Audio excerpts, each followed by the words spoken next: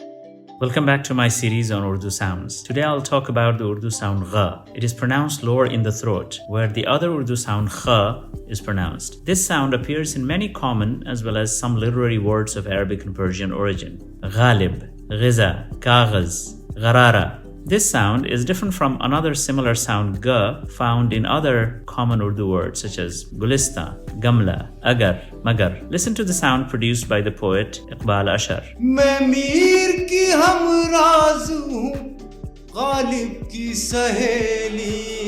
Let us listen to Jagjit Singh now. You heard him say ghalib and not galib, and similarly Jagjit Singh said kaghaz and not kagaz. Some words with this sound are so common that are also used in other North Indian languages. For example, you will find these words in Hindi as well. Ghalat, gharib, ghulam, ghaib. But they're mostly pronounced as ga, not gha. Recently, I met a young man who is apparently a poet. When he found out that I'm interested in Urdu poetry, he told me, मैंने एक गजल लिखी है, आपकी राय जानना चाहता हूँ. To which I very politely said, कभी और बैठते हैं. While I loved to listen to ghazal, I did not have much interest in his ghazal.